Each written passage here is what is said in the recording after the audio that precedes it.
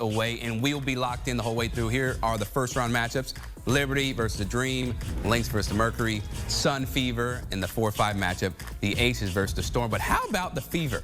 I feel like it's a great accomplishment, but like there's so much more left to be done. Like, yeah, we made the playoffs. There's 6 regular season games.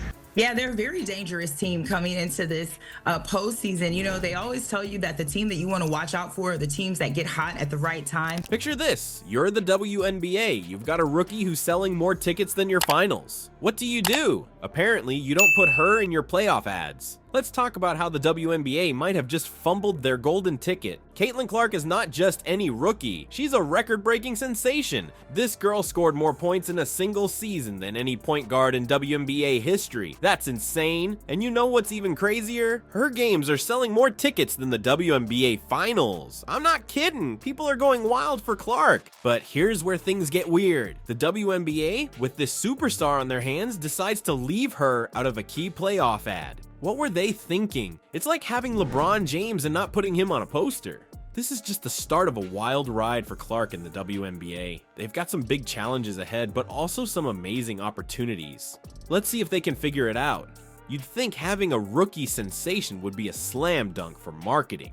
But the WNBA's recent moves are leaving fans scratching their heads.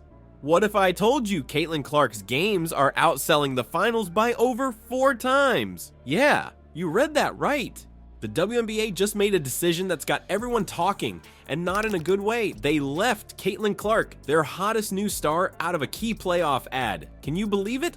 It's like having the next Michael Jordan and deciding not to put him on a poster. This move isn't just a small oops. It's showing some serious problems in how the WNBA handles its marketing. Let's break this down. Caitlin Clark isn't just any rookie. She's breaking records left and right. People are going crazy for her games. How crazy? Well, get this. The average ticket price for Clark's games is $133. Now compare that to the 2023 WNBA Finals, where tickets were going for around $30. That's more than 4 times the price. Clark isn't just popular, she's a phenomenon. So what happens when the WNBA doesn't feature Clark in their playoff promotions? Fans lose it. People are all over social media, calling out the league. They're asking, how can you ignore your most marketable player? First time they've tasted the playoffs since 2016, but don't think for a second they're just content to be in the postseason. And this Indiana Fever team has most certainly gotten hot at the right time. They figured out how to gel with each other, the chemistry that they've built, the backcourt between Caitlin Clark and Kelsey Mitchell, who Mitchell is really coming in to this season. It's not just fans either. Critics are jumping in, saying this shows bigger problems with how the WNBA promotes its stars. This isn't just about one ad or one player. It's opening up a whole can of worms about the WNBA's identity. They've got this amazing new talent that's bringing in fans and excitement, but it seems like they don't know what to do with her. It's like they're stuck in the past, not realizing the game has changed. You know what's really wild? Some people are saying the WNBA is trying to protect Clark, but here's the thing. Clark doesn't need protecting. She's out there breaking records and selling out games. By not featuring her, the WNBA isn't just missing out on marketing gold, they're kind of insulting her skills. This whole situation is showing that the WNBA might not be ready for its own success. She has lived up to expectations, right? I'm looking at her the way I look at LeBron James, right? For us, just in the women's side of things, and the hype that she had, the expectations she had. Let's start with the rookie, Caitlin Clark Kent. Superwoman, you see what I did there? She was on a tear, and last night was no different. Wings, fever. Caitlin Clark set to go as she broke the single season assist record. She's been playing like a top 5 player in the league. She's been regularly dishing out double-digit assists in that time frame. Teams can no longer blitz her and trap her. They're in the middle of this huge moment. More fans, more attention, more excitement. But instead of riding that wave, they're kind of wiping out. It's like they've been handed the keys to a sports car but are still trying to drive it like a minivan. The fans are noticing, and they're not happy. They want to see the league embrace its stars, especially the new ones who are bringing in all this hype. But the WNBA seems stuck between wanting to grow and being afraid of change. It's a classic case of not seeing the forest for the trees. This marketing mishap isn't just a one-time thing, it's pointing to bigger issues in how the WNBA connects with its audience. They've got this amazing product, talented players, exciting games, growing popularity. But their marketing, it's like they're playing catch up with their own success. While Caitlin Clark's breaking records, the WNBA's infrastructure is breaking down. How does a pro league end up with fans streaming games from cell phones? The answer reveals a shocking disconnect between the WNBA's potential and its preparation. Let's talk about the WNBA's preseason mess. You'd think they'd want to show off all their new stars, right? Wrong. Only a few players like Caitlin Clark and JC Sheldon got the live broadcast treatment. What about other big names like Angel Reese and Camila Cardoso? Nope, no TV time for them. It's like the WNBA forgot they had more than one rookie to showcase. She's the first rookie to win WNBA Player of the Month since the award's inception in 2010, and last night it was no exception. They were sky high for Caitlin Clark and the Fever, but to start the season, they had a little bit of a rough go of it. They lost their first 5 games. They ended up 1-8 through their first 9 games, and during that first month, the playoffs, they didn't feel realistic at all. Indy entered the Olympic break 11-15 on the year, and then they really turned it around. They've won 7 of their 8 since. They clinched a playoff berth for the first time since 2016, which, by the way, was the last year of Hall of Famer and franchise icon Tamika Catchings. Here's where it gets wild. When Angel Reese made her debut, fans were so desperate to watch that they turned to a cell phone live stream. I'm not kidding! Some fan decided to stream the game, and guess what? Almost 1 million people tuned in. This makeshift stream got over 800,000 views and 2,300 shares. That's insane. It's like the WNBA accidentally created their own viral moment by not being prepared. Now, let's talk travel.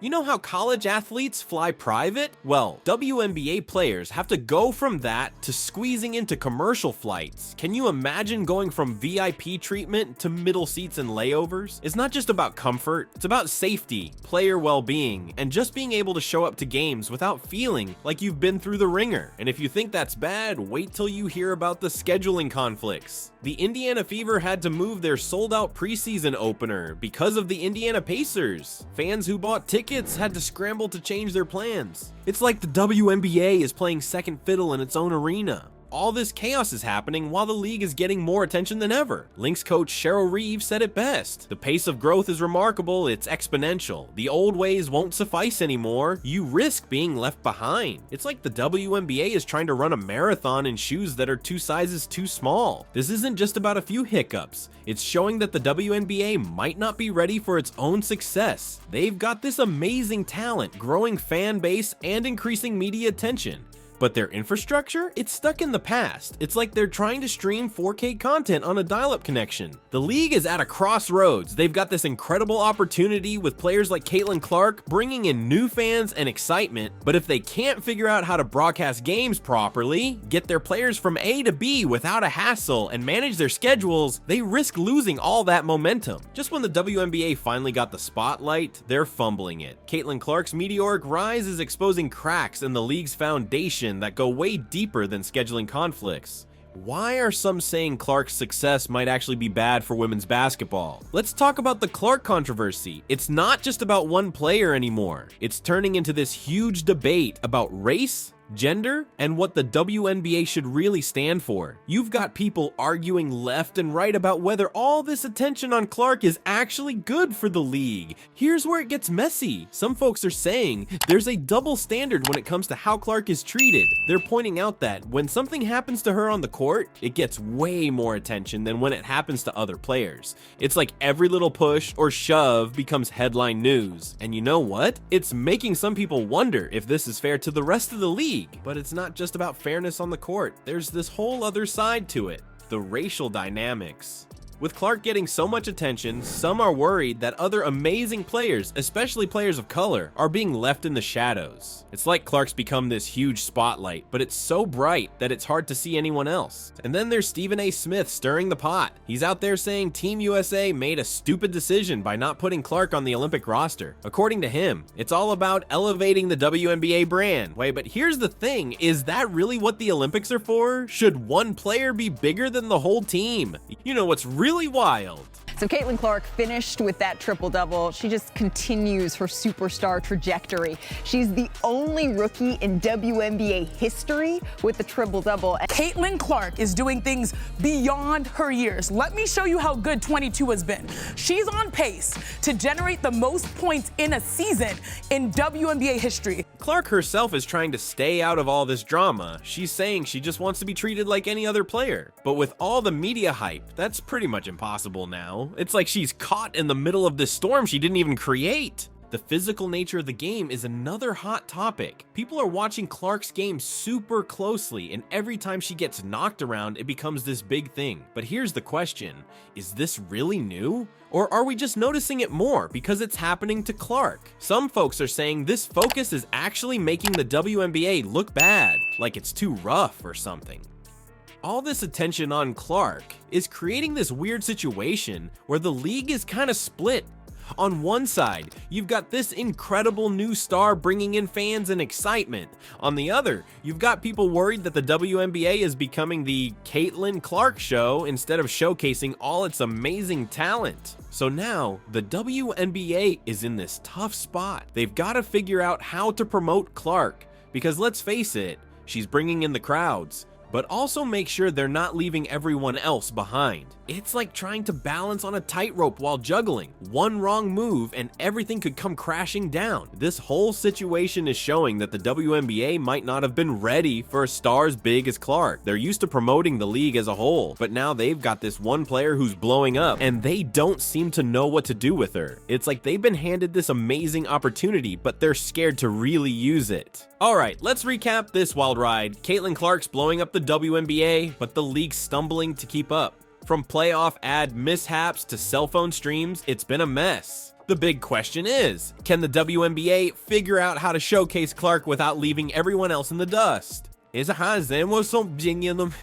thing, the WNBA's got a chance to turn this around. They need to start celebrating all their stars, not just one. It's like they've been handed a gold mine but don't know how to dig. Lynx coach Cheryl Reeve said it best. The pace of growth is remarkable. It's exponential. The old ways won't suffice anymore. You risk being left behind. The WNBA is at a crossroads. They can either step up their game or get left in the dust. With the right moves, they could turn all this drama into a slam dunk for women's basketball. It's time for the WNBA to show what they're really made of.